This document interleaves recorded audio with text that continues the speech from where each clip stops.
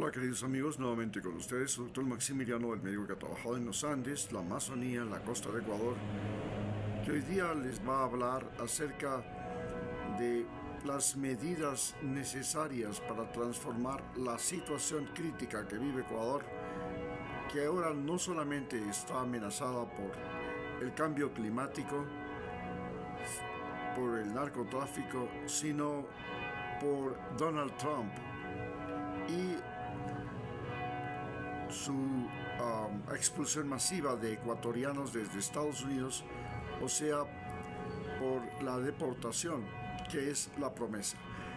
Basta con recordar que solo en lo que va de este año, casi 200.000 ecuatorianos han sido deportados de Estados Unidos y existen miles más que se han cruzado el tapón del Darién y están aguardando la oportunidad de poder ingresar a ese país de forma legal o ilegal. A partir de esto, de esta realidad, de estos tres hechos contundentes que han sido primero la pandemia, luego la crisis económica, luego junto con la crisis económica hemos tenido el narcotráfico que nos ha convertido a Ecuador en el principal exportador de cocaína a Europa y en el país más violento de Sudamérica, con ciudades como Daule, que es la más violenta del mundo. Pero ahora, con la crisis energética que nos lleva horas de horas sin energía eléctrica, esto nos obliga a pensar seriamente en la posibilidad de producción doméstica de energía solar y convertir a cada casa, cada edificio, cada coliseo, cada estacionamiento de auto, cada carretera, cada calle del Ecuador en centros de producción de energía solar a través de paneles solares. Este cambio de la matriz energética más la no importación de motores de combustión, la conversión de motores de combustión a motores eléctricos, a motores de hidrógeno, la creación de fincas de energía solar o eólica, el uso de los volcanes y termas para generar energía, el uso de las mareas hasta convertir en Ecuador en el mayor productor de energía no contaminante y renovable de Sudamérica, de manera que la energía barata y constante que produzca este país atraiga a empresas extranjeras y además convierta a cada casa, a cada barrio en escuela, taller, colegio, universidad y al mismo tiempo en centros de reciclamiento de plásticos, desechos orgánicos, etc. Pero al mismo tiempo tenemos que pensar seriamente que estamos viviendo la guerra al narcotráfico y esta guerra al narcotráfico se produce porque Ecuador se ha convertido en el mayor lavadero de dinero del narcotráfico gracias a la dolarización, que esto de el control del lavado de dinero es absolutamente imposible debido a que el dólar es nuestra moneda y es tan fácil cruzar la frontera, llegar en avión o venir, aunque sea enviando drones desde cualquier parte con bolsas de dólares y convertir y utilizar esos dólares para financiar todo tipo de actividades. Ecuador es ahora una narcoeconomía, inevitablemente. Un día en los años 60, desde 1948 hasta 1963, Ecuador vivió un periodo que estuvo caracterizado por la estabilidad política, el libre juego del democrático, inusuales en el país. Las exportaciones desde 1948 se duplicaron y hubo un nuevo auge agroexportador. Se sentó sin duda las bases materiales para la estabilidad, pero fue evidente que también hubo un cambio en la conducta política. El elemento fundamental de este periodo fue la presencia del banano. Desde 1948 el cultivo bananero se extendió rápidamente por las tierras planas y cálidas de los humedales del litoral ecuatoriano. Esto estimuló la colonización de zonas vírgenes, la migración de mano de obra serrana hacia la costa, motivó la ampliación de la red vial del país, que tuvo mayor expresión en los planes viales velasquistas. Pero más tarde, en el año 1970, en los años 70, tuvimos otro gran cambio y esto produjo un efecto muy importante, que fue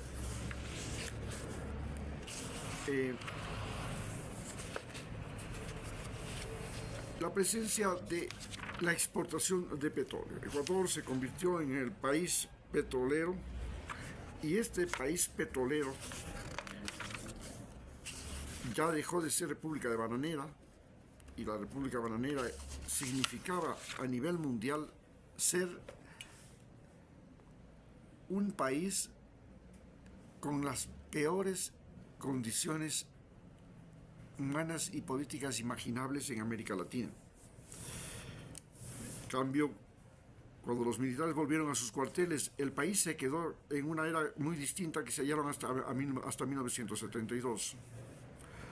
Las realidades económicas alteraron el equilibrio político regional de Guayaquil, que se vio desplazada por la importancia de Quito, que se convirtió rápidamente en una gran plaza financiera e inició un rápido proceso de desarrollo urbano.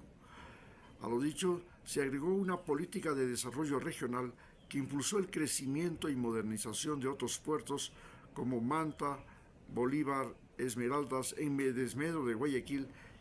El fin de la política de sustitución de importaciones afectó al comercio importador guayaquileño, que vio reducir su campo de operaciones y su tradicional influencia política. En el campo sociopolítico actuaron cada vez con mayor fuerza la tecnoburocracia bien pagada, la clase obrera y el movimiento campesino, aprovechando el momentáneo reflujo de la organización política tradicional. Las clases obreras crecieron desde fines de los años 60, se desarrolló al punto de construir el Frente Unitario de Trabajadores en 1978. El movimiento campesino conoció un ascenso organizativo, especialmente en 1972, por la aplicación de la reforma agraria, y en lo político los sectores sociales buscaron expresarse a través de organizaciones políticas propias. Así, nuevos partidos o movimientos de centro-izquierda, como la socialdemocracia del Partido Izquierda Democrática, liderado por Rodrigo Borja, la democracia cristiana, liderada por Osvaldo Hurtado, movimientos neopopulistas como la Fuerza y Cambio y Democracia, liderado por Jaime Roldós.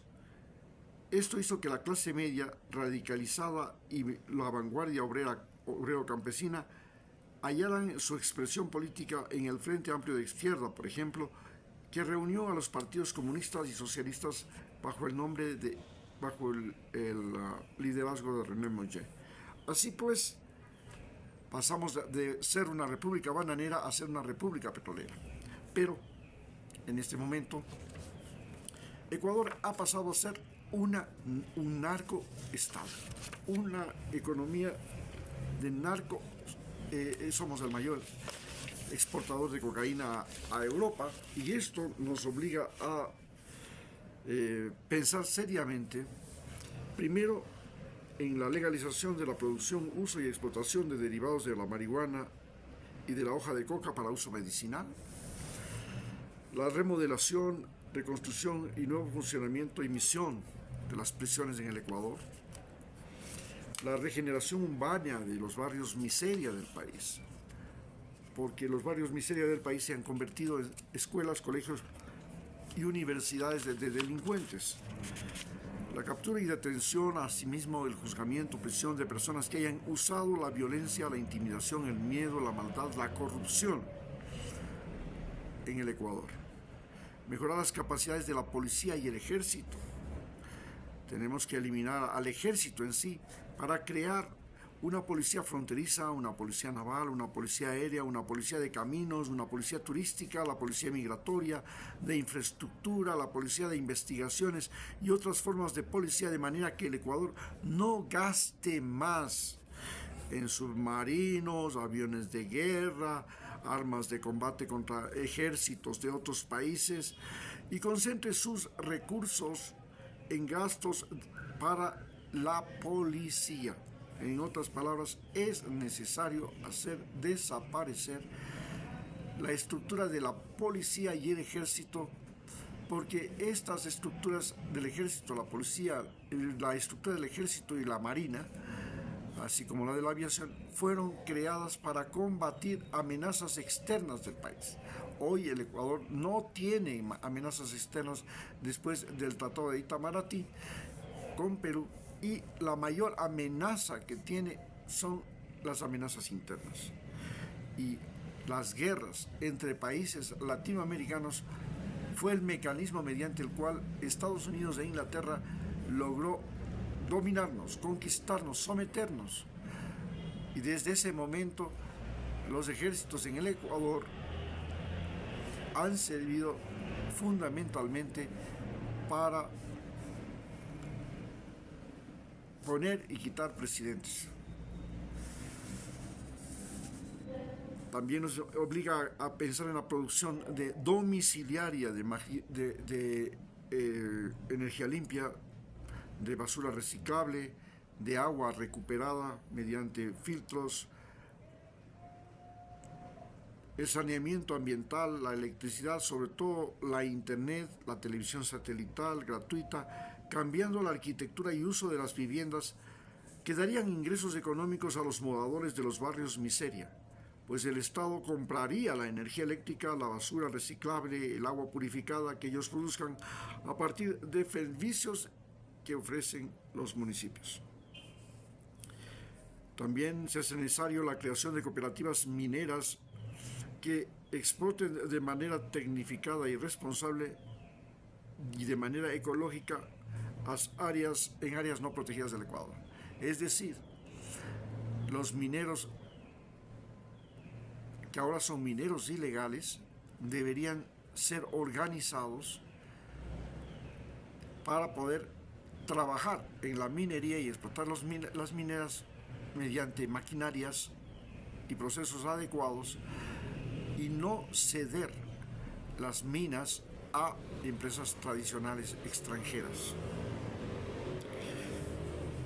El uso turístico de áreas protegidas, de áreas patrimoniales, la producción de medicinas a partir de plantas medicinales y de sus principios activos, la producción de productos tecnológicos y la fabricación de toda clase de aparatos y herramientas, la investigación biológica y la protección de especies, la producción de contenidos para medios de comunicación e Internet, la reforestación con especies nativas de bosques secundarios, así como la protección de especies en peligro y áreas protegidas patrimoniales.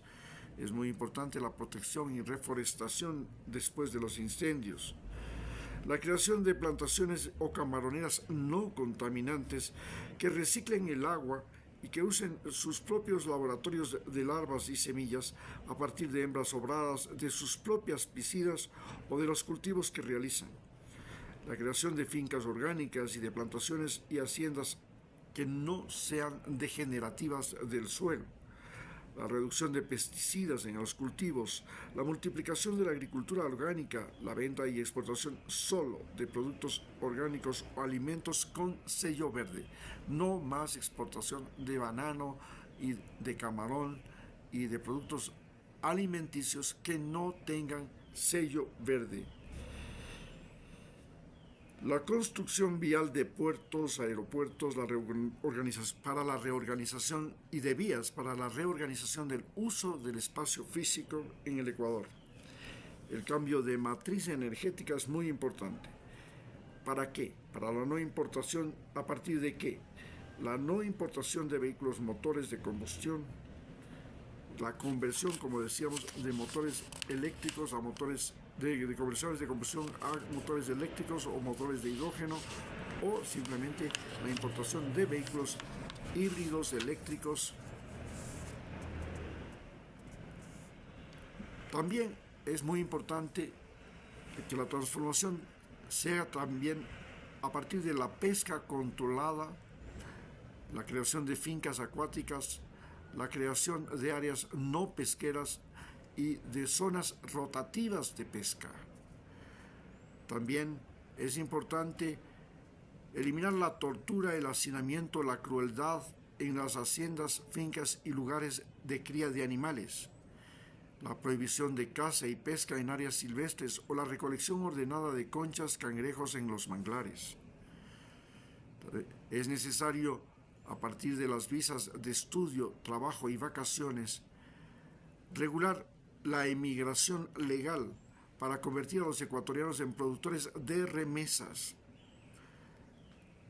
Mediante la educación semipresencial, se convertiría a cada casa en una aula de estudio y en talleres domiciliarios.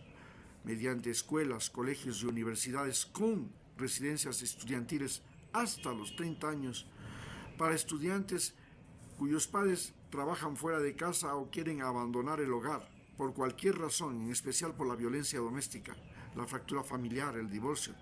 Estas universidades y residencias serían gratuitas para los que no tienen recursos económicos, pero pagadas para aquellos que tienen recursos económicos de sus padres o familiares.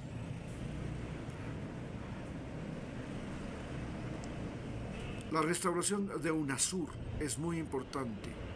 La restauración de UNASUR no solamente como la sede de la Unión de Naciones Sudamericanas, sino además como la sede de la Comunidad de Estados Latinoamericanos y del Caribe, y en el mismo lugar operaría y funcionaría una universidad de las naciones sudamericanas, de las naciones aborígenes y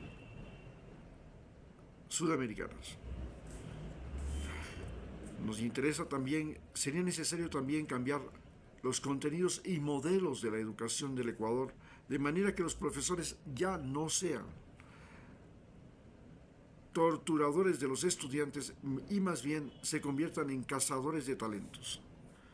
Procurar la vinculación temprana de los estudiantes al trabajo, al seguro social, a actividades de voluntariado, de investigación, a deportes, a manifestaciones culturales, artísticas, científicas o tecnológicas. Facilitar el trabajo o vacaciones en el extranjero a estudiantes, así como los estudios y trabajo en el extranjero de forma legal, mediante visas Works and Holidays, visas de estudio o trabajo como las de España o de Francia, etc. Financiar iniciativas y emprendimientos de ecuatorianos en el extranjero, de tal manera que apoyaríamos a los migrantes financiando sus emprendimientos. El Estado debe financiar los emprendimientos de los migrantes ecuatorianos en el extranjero para que no sean una carga para los gobiernos de esos países. Y también sería el Estado ecuatoriano el que ofrecería atención médica y psicológica mediante telemedicina, telepsicología, el envío de medicinas, plantas medicinales, artesanías, flores, alimentos, tés industrializados, para que ellos puedan cuidar su salud y al mismo tiempo producir y ser económicamente activos en esos países, no dependientes de la oferta laboral, sino inventores de su propio trabajo. Garantizar la jubilación de los ecuatorianos, tanto en jóvenes, adultos, niños e inclusive de nuestros migrantes. Además, la producción de derivados de petróleo, de derivados de la madera, de derivados de la minería, de derivados de los alimentos, procurando la mínima exportación de materias primas que no sean alimentos o plantas ornamentales en estado natural. Es decir, tenemos que pensar seriamente en exportar materias elaboradas. Estas serían las principales recomendaciones para que los futuros candidatos que están a punto de presentar